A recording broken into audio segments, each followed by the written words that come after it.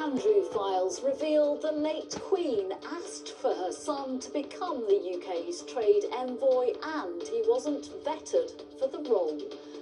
The former prince faces accusations of sharing sensitive information with the paedophile Jeffrey Epstein while in the job. The documents are being released after a request by the Liberal Democrats who say it is shocking he didn't face a vetting process. Also ahead, summer savings, including a VAT cut on summer attractions. The government's big plan to cut the cost of living. Why this, why now, and will the measures help you? The boss of EasyJet defends leaving passengers behind because of border delays, but is demanding EU countries do more to ease disruption. Going down, the number of people coming to work in the UK has fallen sharply, as has the number of asylum seekers in hotels. And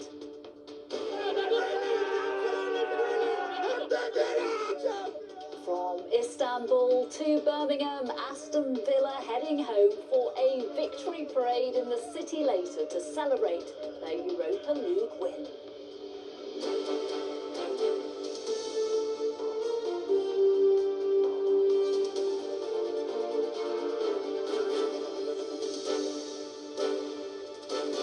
This is the ITV Lunchtime News with Hossain.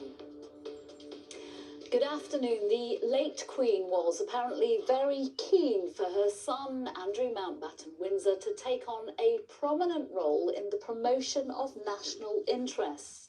That's what a senior official told the Foreign Secretary before the former prince was made a trade envoy. It comes from a release of government files today related to the appointment in 2001. They also reveal that Mr Mountbatten Windsor was not vetted for the role. Our royal editor, Chris Shipp, is here. This is a developing story this lunchtime. What do the documents tell us so far? So, Nina, I mean, an interesting tranche of documents that we got from the government this morning, and they take us back more than 26 years. So we're going back to January 2000. This is towards the end of the first Tony Blair administration. Robin Cook was the Foreign Secretary at the time.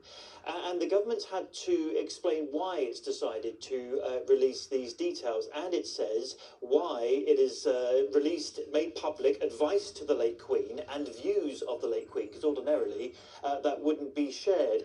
And what we learn is that whilst they're talking about what to do about the Duke of York, Prince Andrew, at the time, as he comes towards the end of his Navy career, there was an express wish of the Queen, relayed by her private secretary at the time, a chap called Sir Robin Janvrin. And the Queen said this: the Queen's wish is that the Duke of Kent, who is currently doing the role, should be succeeded in this role by the Duke of York. This would fit well with the end of the Duke of York's active naval career. That was coming up the following year. And then the key bit: the Queen is very keen that the Duke of York should take on a prominent role in the promotion of national interests. Now look, in the whole debate that we've had about the Prince Andrew controversy, it's been noted many times that the late Queen had a bit of a blind spot when it came to her son. We have here in black and white her express wish that he should have this role. But I tell you what, Nina, there's a couple of other interesting things there. You know, one is that the Secretary of State, Robin Cook, at the time agrees we should make more use of the Duke of York. So it wasn't just the late Queen, and that it says he likes travelling, especially on royal business, as opposed to Ministry of Defence business. I think that plays into everything we now know about what Prince Andrew, as he was then, wanted from this role. Okay, Chris Shipp, thank you very much. Thank you. The Chancellor, Rachel Reeves, has announced a family-friendly series of measures she is calling a Great British Summer Savings to combat the rising cost of living. They include lower tariffs on some food items, lower VAT on some summer attractions, and free bus travel for children. Our political reporter, Jasmine Cameron-Chaleshi, has the latest. Jasmine, Rachel Reeves seems to be positioning herself today as the saviour of our summer. That's right. So it's clear that the government is trying to regain control of the narrative after what's been a bumpy few weeks with speculation over the Prime Minister's future. The Chancellor said that changes to how oil and gas are taxed will fund this scheme that they are calling the Great British Summer of Savings. I know that the cost of the weekly shop is often one of the biggest worries for families. So last month, I met with supermarkets to urge them to do all they can to keep prices low. And today, I am taking action by suspending tariffs on over 100 different foods sold in supermarkets. And I am clear that I expect supermarkets to pass these savings on in full to their customers. The Chancellor also announced the summer VAT cut on tickets to attractions, say from museums and zoos, and she's also announced that children under 15 in England will get free bus travel in August. Now, the Conservatives have welcomed the continuing fuel duty freeze, but they've criticised the decision not to allow new oil and gas licences in the North Sea. The Chancellor will be hoping that these consumer-friendly measures will be felt in people's wallets, but amid continuing speculation of any possible leadership race, both the Chancellor and the Prime Minister will be using these measures as an example to show that Labour is focused on helping ordinary people and is not focused on simply fighting among themselves. Jasmine Cameron-Chaleshi, thank you. The boss of EasyJet has issued a warning over EU border delays as a bank holiday weekend, half-term and the summer holiday season approach. Kenton Jarvis called it completely unacceptable that Europe has had since 2017 to prepare, but have done a very poor job. He spoke to our consumer editor, Chris Choi. As bank holiday approaches, that getaway rush could be slowed. Queues like these blight the EU's new border system. And today, EasyJet's boss berated the system with a new bank holiday warning. Well, I think it's completely unacceptable. I mean, they've had since 2017 to prepare for this eventuality and have obviously done a really poor job. Do it when the airports are quiet, when fewer flights are coming in. But if you've got a Saturday at the start of a bank holiday or half term, then obviously be sensible and manage those queues and make sure that the airports flow well. For the first time, new border controls will be in force for the peak summer period. That requires British travellers to register fingerprints and facial scans. There are warnings of delays potentially reaching 4 hours, and EasyJet says that planes could leave without customers. Is it fair to fly off, leaving your paying passengers behind because they caught up in this chaos? Our crew have regulated hours that they can fly, and if you wait too long, then the crew will go out of hours and won't be able to complete that flight. So we have no choice. This new app is designed to help travellers predict where the worst delays will be this summer. The team behind it says disrupted passengers need more help from the EU. There is nothing in the system at the moment when a customer is delayed that helps them out. So travellers will be out of pocket. They will have to pay themselves. Insurance does not cover this issue. Bank holiday passengers are advised to go straight to passport control after security, because those lucky enough to be heading off may be unlucky enough to hit all of this. Chris Choi, ITV News. Net migration into the UK has dropped to its lowest level since 2012, excluding the figure during COVID. The Office of National Statistics says the UK gained 171,000 through migration in 2025. That's nearly a 50% drop from the previous year. More now from our political correspondent, Harry Horton. This is a significant fall.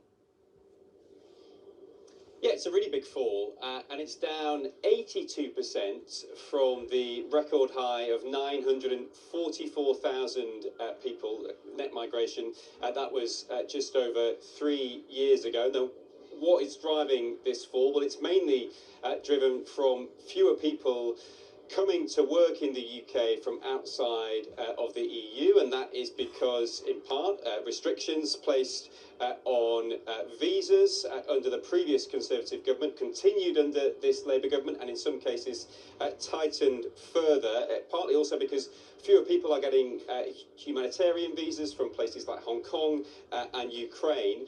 In terms of illegal migration, the number of people claiming asylum is also down slightly, although still higher than pre-pandemic levels, and the number of people in asylum hotels, that is also down by around a third. Now, along with these lower migration figures, in the past week we've also seen figures fall in terms of NHS waiting lists and growth forecasts increase for the UK, all areas the Prime Minister will be quite pleased about. And this morning in Downing Street, the Prime Minister came over to speak to our cameras. Very pleased to see the migration figures this morning come down significantly, and that's obviously on the top of the news about waiting lists last week, where we had a record drop in waiting lists, and of course the news about growth. Well, the Conservatives have said they think immigration is still far too high. They want to see a binding annual cap. The Home Secretary, Shabana Mahmood, has welcomed these figures today, but she says there's still much more to do. Harry Horton, thank you. Ofcom has said TikTok and YouTube have failed to make clear how they will protect children on their services and vowed to force through more online safety measures. The communications watchdog said neither firm had committed to any significant changes in response to its previous demands. Vicky Smith is at a school in Ashford in Kent with more. Vicky, strong words there from the regulator. Yes, a damning report from Ofcom. It's particularly concerned about the personalised feeds on TikTok and YouTube, which it claims contain some of the most harmful content. Now, here at the John Wallace Academy, phones are actually locked away in pouches at the start of the day, but nevertheless, teenagers have been telling me sometimes they're racking up nearly 8 hours of screen time, and that they are concerned by some of the videos popping up on those feeds. I'll get home from school and I'll sit and scroll on my phone for at least an hour and then just lose track of time and not be able to do anything else. Times I've seen stuff that's not from my age on like my FYP, and then people will start sharing it to other people. That causes more people to see it, which is really bad. Like, it's not all things that are on social media that are bad, but we should like control the level of explicit contents that are on there. Well, YouTube has today said it has industry-leading controls for parents, including content restrictions and bedtime controls. TikTok said it's disappointed by Ofcom's report, which it says doesn't acknowledge newer safety features like no direct messaging for under 16 and private teen accounts. Vicky Smith, thank you. Nearly 20 years on from the original Corby toxic waste scandal, more than 100 additional people have come forward with concerns that they too have suffered birth defects. The potential new cases have emerged as part of a 15-month ITV News investigation into the council's negligence in moving toxic waste from the town's former steelworks. Amy Lewis reports. Every pin represents a person, a baby who died from internal defects or a child born with life-changing conditions. More than 100 people have come forward who believe they've been affected by Corby's toxic past. The campaign is being led by Tracy Taylor, whose 4-day-old daughter Shelby Ann died in 1996 from internal organ defects.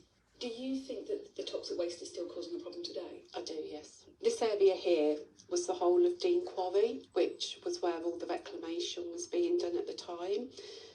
So you just have to look at all these pins. In 2009, a High Court judge ruled toxic steelwork waste was negligently moved in the 80s and 90s, causing birth defects. The first court case, there was only 18 children, which I believe was just the tip of the iceberg.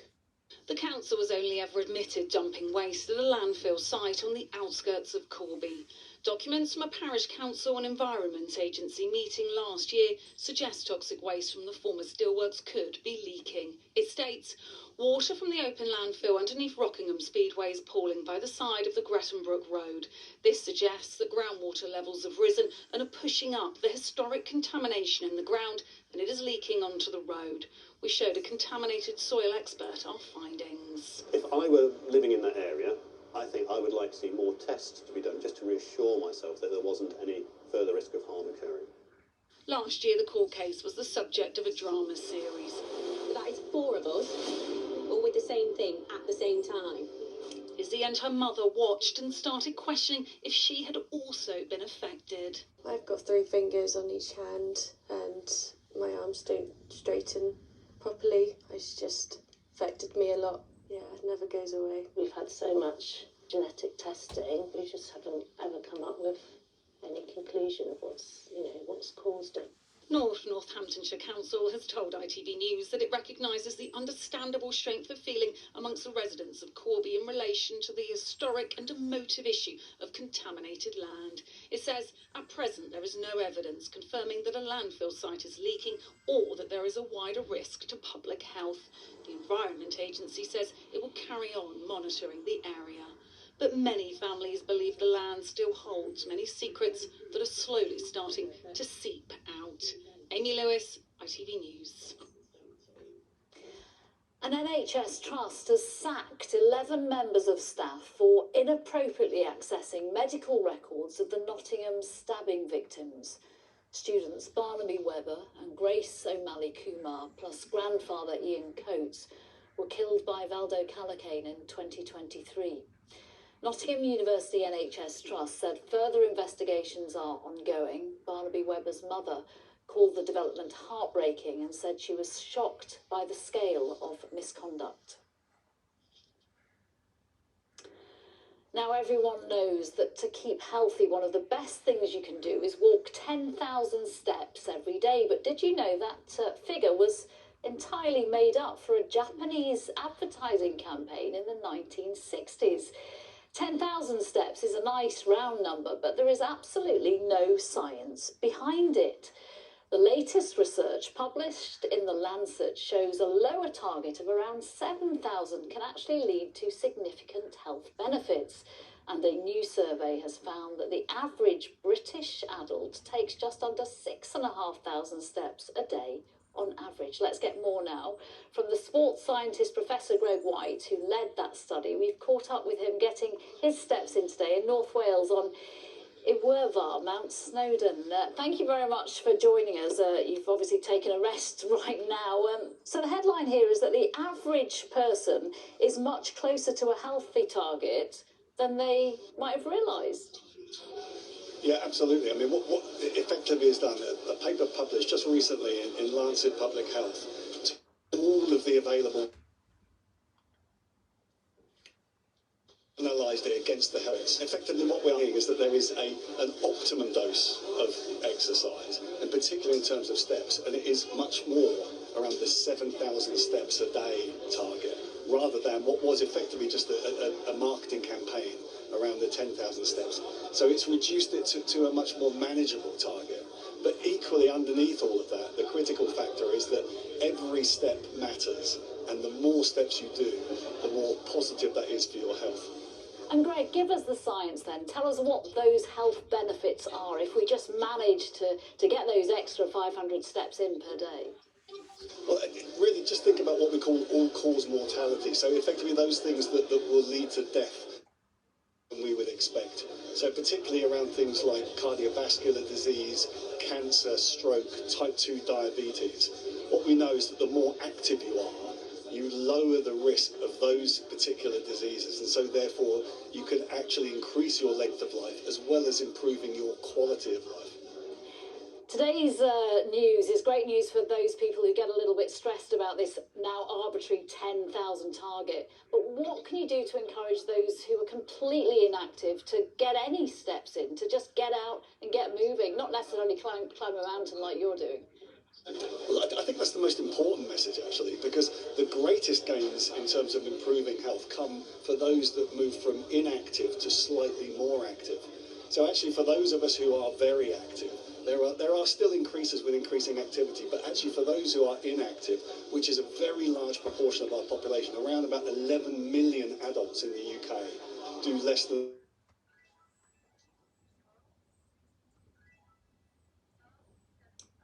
Professor Greg White. Unfortunately, a few problems with hearing from him there, but I think we got the gist of get out and get active.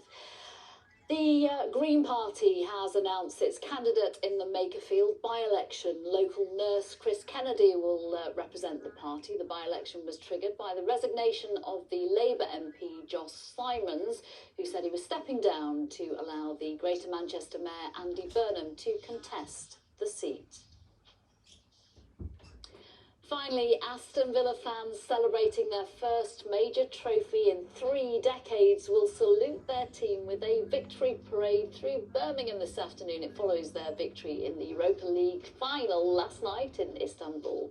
Rhys Williams is on the parade route for us this lunchtime. Rhys, another, just after Arsenal, long-awaited celebration. Yes, indeed. 30 years since their last major trophy, 44 since their last taste of European glory. For those long-suffering fans, they're expected to pack the streets this afternoon at very short notice to welcome their heroes home. Many already milling about, looking very happy here. Some looking a little worse for wear, it has to be said, or clearly celebrating well into the early hours last night. But who could blame them? In the end, it was a comfortable Villa's most famous fan, Prince William, clearly very happy. And those fans we spoke with, ITV News, after the game, clearly in very good spirits too. Absolutely electric. The atmosphere was amazing. Just a dream come true. I went to Rotterdam in 1982. I've waited 44 years to see us win a European trophy. Absolutely incredible. It's been a long-awaited victory, but it's been quite the turnaround for Villa in the short term too. In the relegation zone 3 years ago when Unai Emery took over as manager, now a real European force. Some demands already for him to be given a statue at Villa Park. Who knows? What we do know is this afternoon will be quite the celebration. I hope the sun stays out. Rhys Williams, thank you very much. Thank you. That's all from us for now. Charlene will be here with the evening news at 6:30. The news where you are is next. From everyone on the Lunchtime team, have a lovely afternoon. Bye for now.